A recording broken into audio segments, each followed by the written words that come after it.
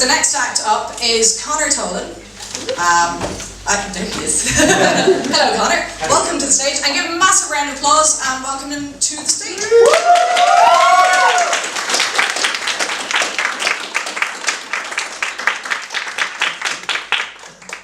That was really typical, by the way, because any time a woman's introduced me, she has to bring size into something. Anyway, it's actually my first time in Dublin, my first time performing, so as cliche as it sounds and dirty, my first time, please be gentle. And I arrived here this morning from Drogheda, and as you can tell, I'm actually not from the local area. I'm not even from the country. I come from, it's between here and the UK. You might know it as Meath. You are brave. The middle of Dublin. That is a death wish. So it's more of a death wish. I live in Louth. Now, that's a good one, isn't it? I'm Meath and I live in Louth. I may as well be walking into, I don't know, my animal care course and wanting to become a butcher. And that's one way of making ends meet, but don't. I was going to make another joke about butchers, but the stakes were too high. And I've family friends at home who hate my puns. I'm a big fan of pun direction. Anyway, but on my journey over here, I had decided to visit my friend who is studying in DCU, or as I call it, the dyslexic man's UCD. And he's studying psychology, and which is ironic because he's mental, so he must be a test subject.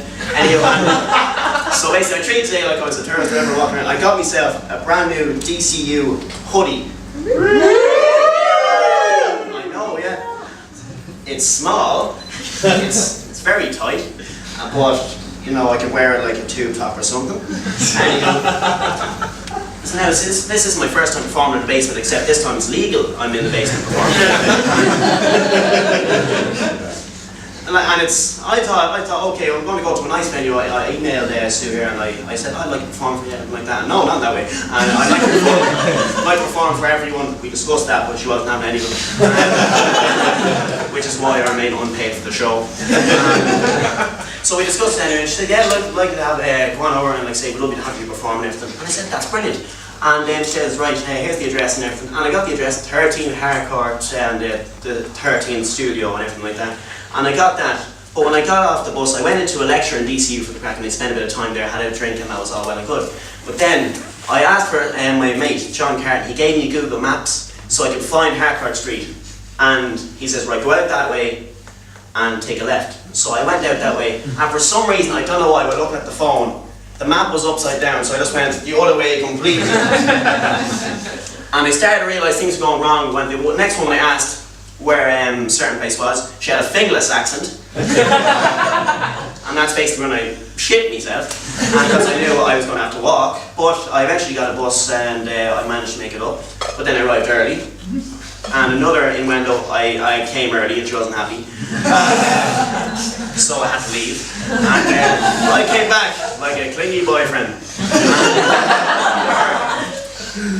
Anywho, so I arrived back and everything was well and good. But I have to admit now, Dublin's a completely different story for me. I'm travelling from Drogheda, and I just walked on and wow. You live in Oz. I'm serious, I walked out there. We're not in Drogheda anymore, Toto. Man, just kept the dog.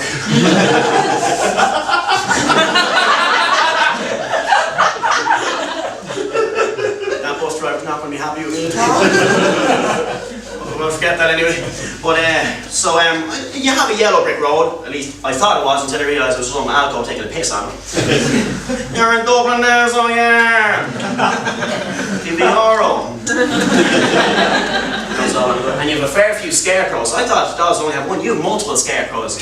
Like say none of them had a brains. Or you might know them Garda Síochána. Jesus. Someone's family works in the police department. So I'll keep the jokes under arrest, right? But anywho, so yeah, so I've been enjoying my day in Dublin so far. I've been walking around mostly on my own. But technically I haven't because I'm schizophrenic. And so am I. I've been having a little crack up here. But I don't study in Dublin or anything like that. I study in Diffie. Do any of you know what Diffie is? Now, I'm not making it up. Actually, I have proof here. I brought my student ID, and it's real. I photocopied it myself. All right, so basically, yeah, that's it there. It's real. Okay. Now, the course I'm studying is animal care. Woo! Yeah, everyone. Do you like animals? Who booed? Not moo moo. Speak louder, you carrier. Anywho, moving on. That was a load of bullocks. I'm outstepping my field. Just harvesting some more jokes. I'm too chicken. Fuck off. Anyway, but yeah, I've been enjoying my day in Dublin. And there's one thing we all have in common, doesn't matter whether we're in college or whether we're in work or whether we're in our bed sleeping, it's the fact that we all love college drinking. Anyone can partake in college drinking, and you are taking your time clapping, and I'm not offended by that because I know you're just getting bottles. Oh!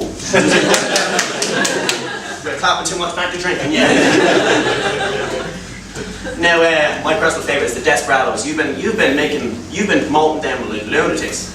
I'm telling you now. I know why I call it Dublin. You'll be doubling the amount of money I'll be bringing out here next time. So I'm getting some packs. I'm Desperado for the Desperado. But yeah, it's amazing. And one thing I like is drink. It changes things for you. It creates a great night out. Now, most people argue alcohol's bad. No, no one has a drinking problem. They're just obviously not very good at drinking. Yeah. The only drinking problem I have is when I don't have a fucking drink. You know, I like going out. I'm just making a pint.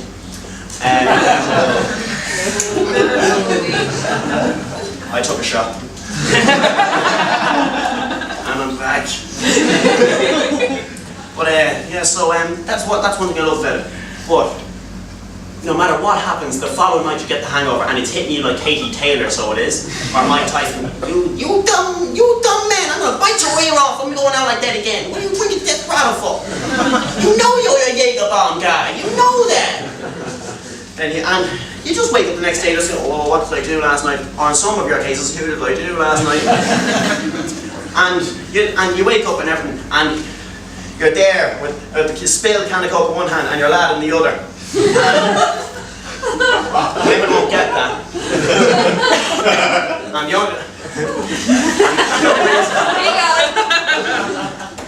the only reason lads get it is because they never got the woman in the first place. So either way, they pull that night. And someone giggling back there. You making tea? Yeah. Tea-rific. Sorry. I just can't stand coffee. Who drinks coffee? Woo! How do you sleep at night?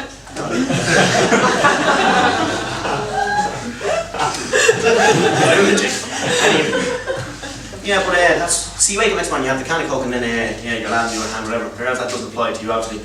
But Teddy or whatever you have, and or a bottle of vodka. Why did he leave early? He was gorgeous for a little while. Then he sobered up, and yeah, but you wake up and then you look at the phone and there's a text message and you go, okay, who could this be? And you look at it, and then you say, I really enjoyed last night. Winky face X. Oh God, no. Look, you're a lovely fella, but no. Talking about lads night in. Or if you put it backwards, a night in lads.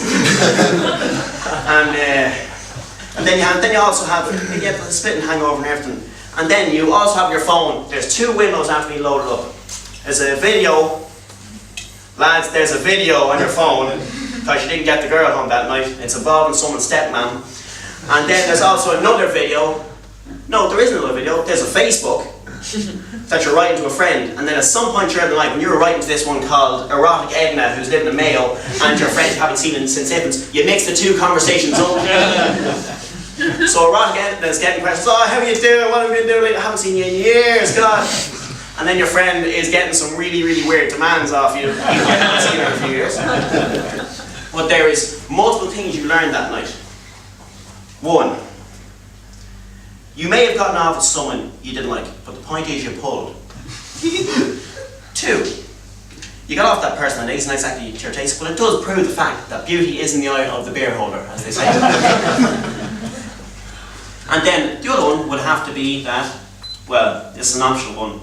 Erotic Edna is not a whore. She's a pleasure lender. So to end this off, I'm not talking to the one earlier, she was too good. I'm not going to play a guitar, I'm not going to play a ukulele, I'm going to play a guitar lady.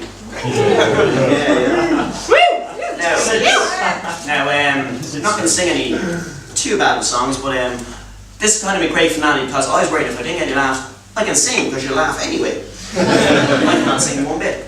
So the first song, this one is for my grandfather who isn't here this evening, he's at home. But from the guy called Bobby Down, it's a very nice song. And also, I don't want you to think, ladies, don't want you to think I'm a pig or anything. So I'm going to sing a very nice song called Dream Lower. So I'll be like,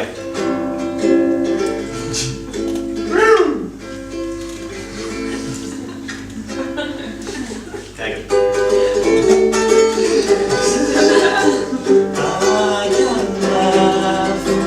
That doesn't sound right. I'll have to stick these keys. I can laugh when things ain't funny. Happy or lucky. This is not the first time I've had a problem with my G string.